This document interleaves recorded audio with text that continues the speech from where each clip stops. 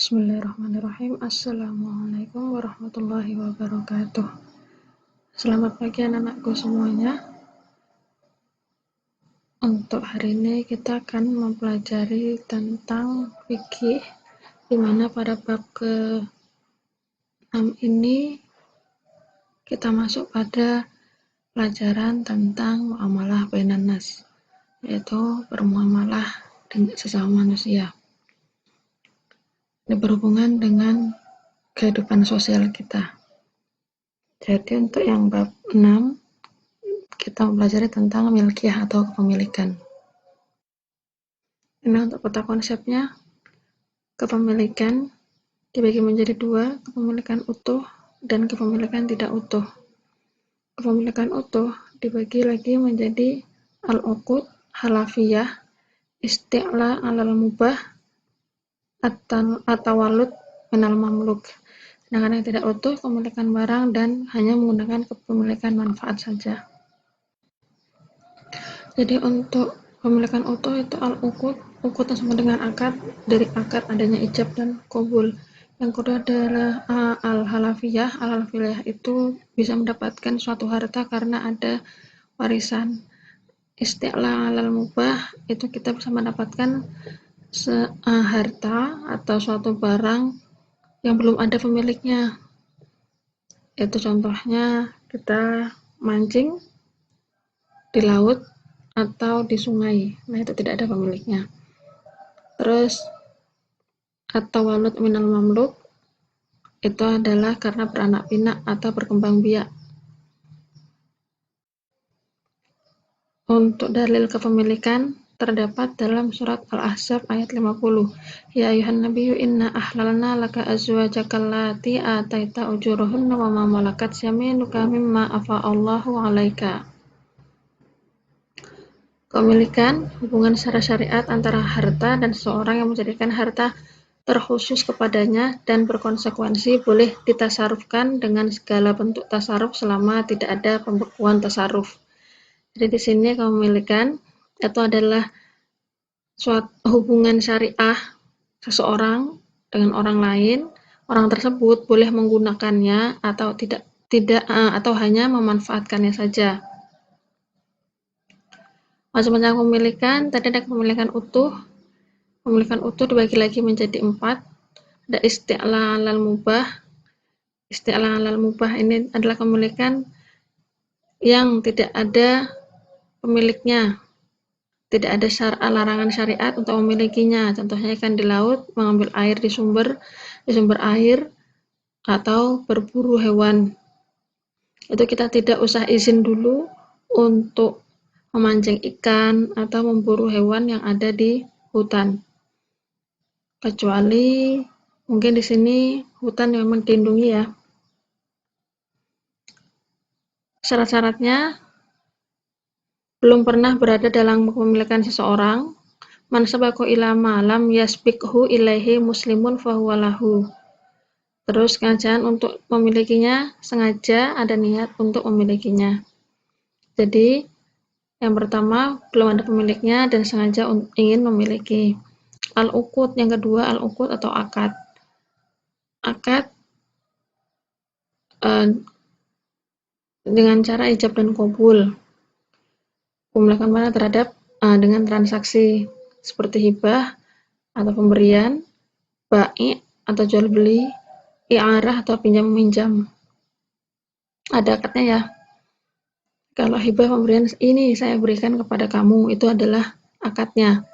Atau jual beli, saya menjual ini dengan harga Rp100.000, itu juga ada akadnya. I'arah meminjam, saya pinjam sepeda untuk digunakan pergi ke rumah simbah, itu juga ada akadnya.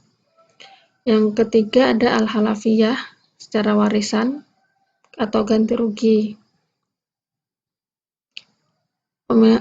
Pemindahan kepemilikan secara otomatis melalui hukum syariah kepada ahli waris harta yang ditinggalkan.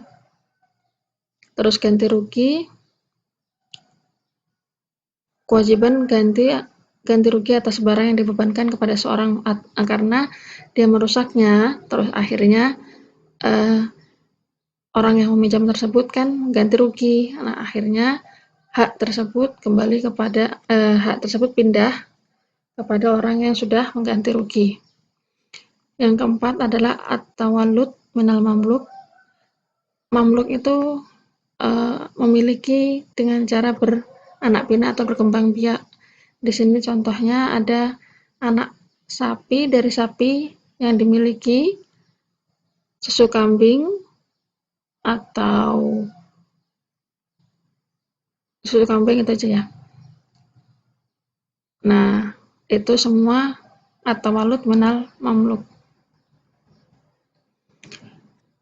Terus yang kedua, kalau tadi kan kepemilikan utuh, yang kedua adalah kepemilikan tidak utuh. Kepemilikan tidak utuh itu dibagi lagi. Yang pertama, kepemilikan barang, kepemilikan seseorang terhadap barangnya saja, yakni barang yang ia miliki sedangkan manfaatnya untuk orang lain. Contohnya, Pak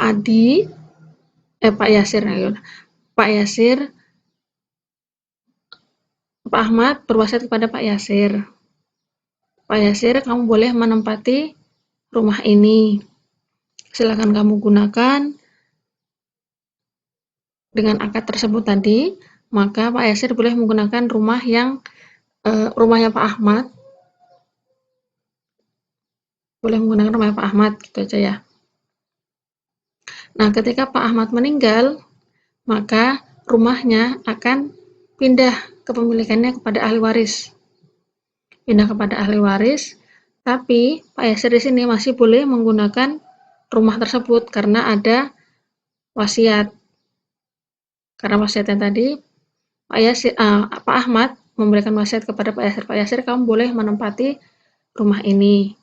Nah, ketika nanti Pak Ahmad meninggal, maka rumahnya pindah kepada ahli waris, kepada anaknya Pak Ahmad. Nah, tapi Pak Yasir masih boleh menempatinya, karena tadi Bapaknya bilang ya. Nah, ketika Pak Yasir meninggal, maka hak rumah dan pemanfaatan rumahnya itu balik lagi kepada kepada anak dari Pak Ahmad. Paham ya? Kita lanjut, kepemilikan manfaat. Seseorang hanya menggunakan manfaatnya saja, yaitu al-i'arah atau pinjam-meminjam, ijarah atau persewaan, sewa menyewa, wakaf, dan wasiat. Jadi untuk pinjam-meminjam itu ada akadnya, saya pinjam sepeda untuk pergi ke rumah simbah, atau saya pinjam buku di kelas, itu juga sudah termasuk pinjam-meminjam al-i'arah. Ijarah itu sama dengan sewa menyewa, persewaan. Jadi kalau orang nyewa rumah, itu kan hanya manfaatnya saja karena dia sudah membayar setiap bulannya. Transaksi wakaf, mauquf alaih, menggunakan wakaf menggunakan jika ada izin dari pihak wakif. Wakif itu adalah yang mewakafkan, karena wakaf adalah pemberian kepemilikan manfaat secara pembukuan tasarruf pada fisiknya, sehingga mauquf alaih tidak boleh menjual barang wakaf. Jadi semua barang wakaf itu tidak boleh diperjualbelikan ya. Karena misalnya nih, Pak Ahmad tadi mewakafkan tanahnya untuk dibangun sebuah masjid, maka manfaatnya tanah tersebut yaitu dibuat masjid. Pemanfaatannya masjidnya nanti bisa digunakan oleh masyarakat. Nah, ketika nanti ada seorang ya atau misalnya anak Pak Ahmad ingin menjual masjidnya, itu tidak boleh karena sudah ada wasiat dari Pak Ahmad.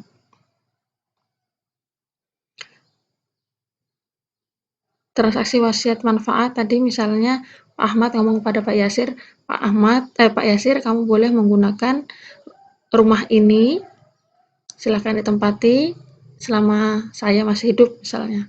Berarti Pak Yasir hanya menggunakannya sampai Pak Ahmad masih hidup. Tapi kalau misalnya Pak Ahmad sudah meninggal, maka kepemilikan balik lagi kepada anak dari Pak Ahmad.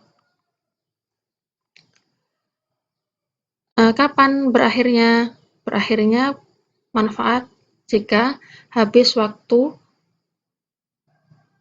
yang telah disepakati dalam transaksi. Yang kedua, rusaknya barang, meninggalnya pemilik barang. Kita lanjut, akad, al-uqud tadi, dalilnya adalah Al-Maidah ayat 1, ya ayyuhalladzina amanu aufu bil uqud.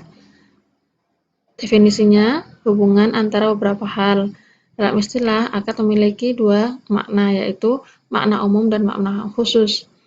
Yang pertama, makna umum, rencana seorang untuk mengerjakan sesuatu baik atas dasar keinginan tunggal, seperti akad wakaf dan talak, atau butuh dua keinginan untuk mewujudkan, seperti akad jual beli dan akad perwakilan. Adapun definisi akad dalam hal khusus itu adalah ijab dan qabul. Jadi di sini untuk yang khususnya adalah ijab qabul, adanya ucapan saya saya serahkan, terus yang qabul mengatakan saya terima. Nah, untuk untuk umumnya yaitu akad wakaf dan akad talak atau jual beli dan perwakilan. Misalnya, saya wakafkan tanah ini, atau saya jual sepeda saya seharga 1 juta rupiah. Itu sudah akad secara definisi umum. Struktur akad ada sigoh, jual beli, ijab qabul. Struktur akad sigoh yaitu ijab dan qabul.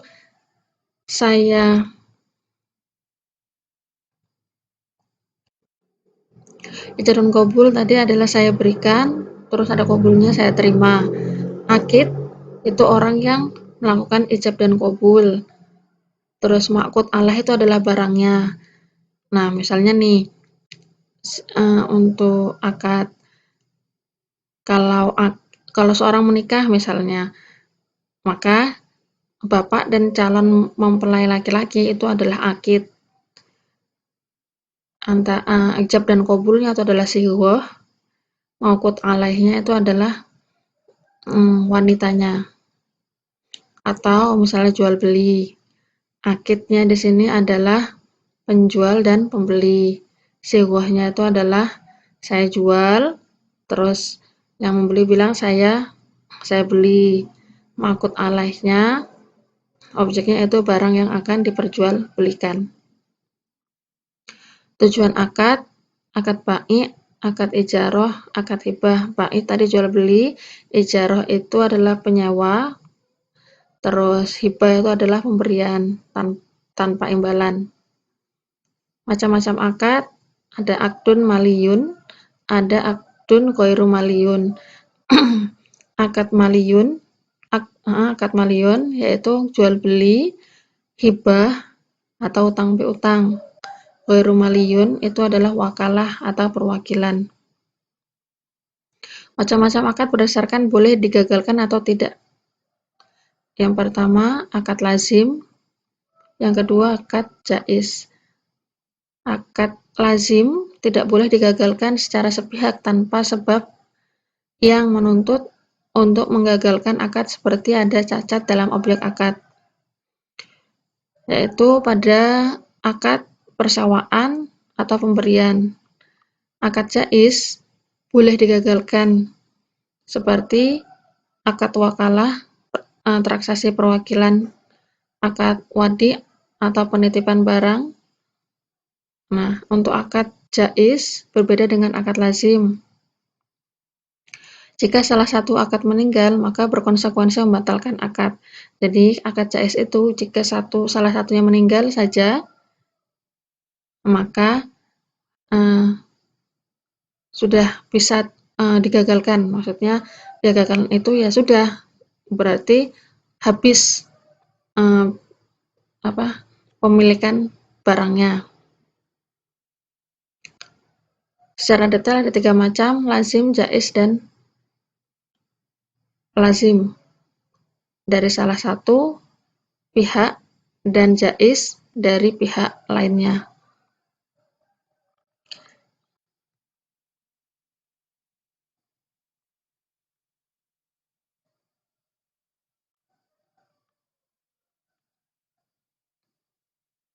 Sekarang macam-macam akad berdasarkan imbalan atau tidak. yaitu akad muawadah.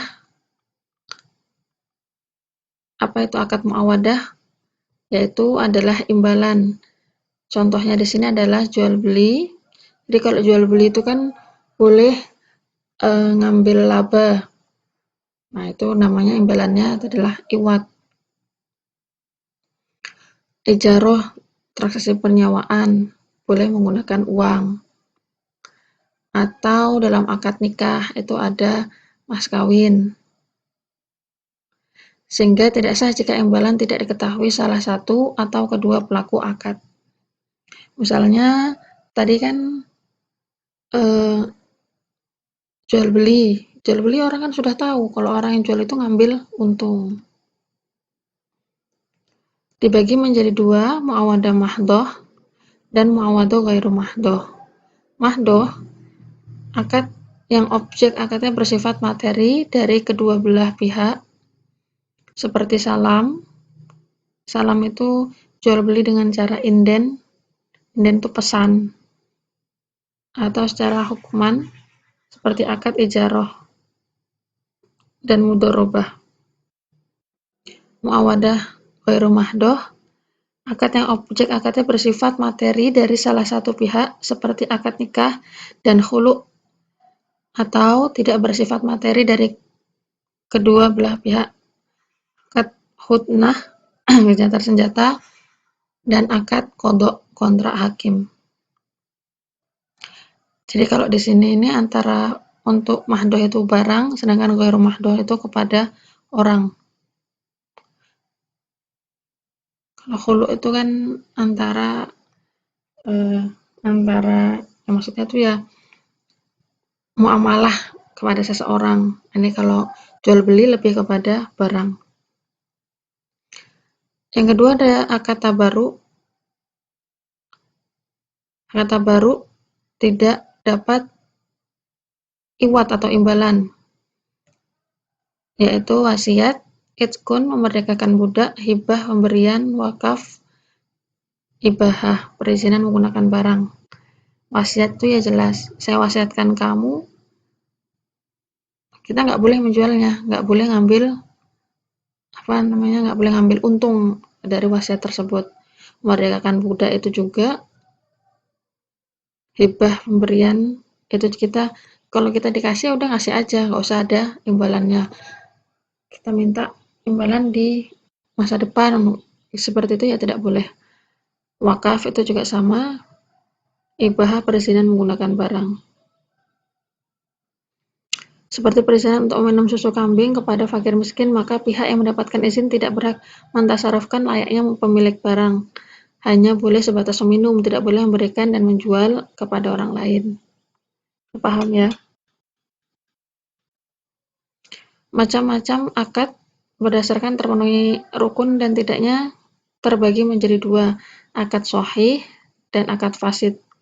Akad shahih itu berarti jelas rukun dan syaratnya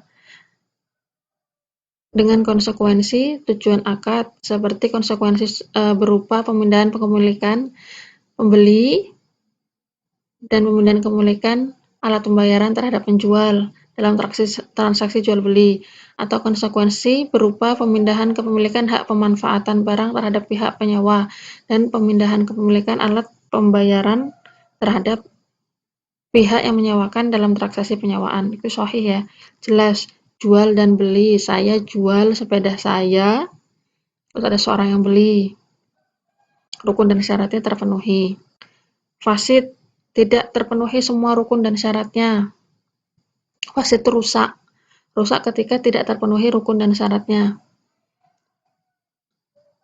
Kebalikan dari akad sahih, akad fasid tidak berkonsekuensi apapun. Maka transaksi jual beli yang dilakukan orang gila atau anak kecil tidak berkonsekuensi pemindahan kepemilikan, dalam arti barang tetap milik penjual dan alat pembayaran tetap milik pembeli. Tidak bisa ya, gagal. Karena apa? Karena orang yang membeli itu orang gila atau seorang anak kecil yang belum paham arti dari jual beli. Misalnya dia ada Contohnya itu yang iklan yang ada di TV itu, dia mau beli coklat tapi dengan memberikan gelang dan barang-barangnya, nah itu tidak bisa, itu fasid, itu rusak. Makanya akhirnya bapaknya tadi kan memberikan coklat tersebut tidak menggunakan barang-barang yang dimilikinya. Macam-macam akad berdasarkan adanya batas waktu yang ditentukan atau tidak terbagi menjadi dua, akad mu'aqqad dan akad mutlak. Akad mu'aqqad, akad yang disyaratkan harus ada penyebutan batas waktu. Misalnya sewa menyewa, kamu sewa rumah saya selama 1 bulan dengan biaya 300.000. Atau akad musyaqqah, dan akad musyaqqah transaksi pengairan. Misalnya selama ada air hujan, maka kamu bisa menggunakan sumur dari tempat saya. Berarti kalau misalnya musim kemarau, maka dia harus mencari aliran sungai dari yang lain untuk mengairi sawahnya. Akad mutlak, akad yang tidak diharuskan penyebutan batas waktunya. Seperti akad nikah, akad wakaf. Sekarang kita masuk ke Ihyaul Mawad, membuka lahan mati. Membuka lahan mati itu gini aja. Ihya itu kan adalah hidup. Nah, jadi ketika Ihyaul Mawad berarti menghidupkan lahan yang mati. Dalilnya al-ardu ardullah wal ibadu ibadullah, man ahya, di sini ada kata ahya, maka berarti Ihyaul Mawad, ahya ardon itu tanah, maitatan fahiyalahu. Biasanya nanti ada di soal-soal, nah cari kata-kata yang mungkin kalian pahami. Ihya, ada ahya berarti hidup. Man ahya ardon maitatan falahu fiha ajrun wa ma akalatil awafi minha fa huwa shadaqatun. Ini ada kata-kata ahya ardon juga. Man amara ardon ini kata-kata ardon laisat li ahadin fa huwa ahaqqu biha. Definisinya ihya adalah membuat sesuatu menjadi hidup. Sedangkan mawat lahan mati. Definisinya jadi ihyaul mawat, mengolah dan menghidupkan lahan yang mati atau lahan yang tidak bertuan dan tidak dimanfaatkan oleh seseorang. Menurut Imam Zarkasi, secara umum lahan dibagi menjadi 3, mamlukah, mahbusah, dan munfakah. Mamlukah, lahan yang dimiliki seorang baik dengan cara pembelian. Yang kedua, mahbusah, lahan yang tidak bisa dimiliki baik karena terikat dengan kepentingan umum, jalan raya, masjid, atau kepentingan individu seperti barang wakaf. Mufakkah, lahan yang tidak terikat kepentingan umum, lahan mati, misalnya kan ada itu program pemerintah transmigrasi. Nah, seseorang itu akan dipindahkan ke pulau-pulau yang mungkin tidak padat penduduknya, dan mereka akan dikasih tanah, lahan untuk digarap supaya tanahnya menjadi hidup kembali. Kenapa hidup kembali? Karena sebelumnya tidak pernah terpakai. Struktur Ihyaul Mawad ada 3, muhyi, muhya, dan ihya. Muhyi, orang yang melakukan Ihyaul Mawad. Muhya, lahan matinya. Terus ihya itu proses pengolahan lahan matinya.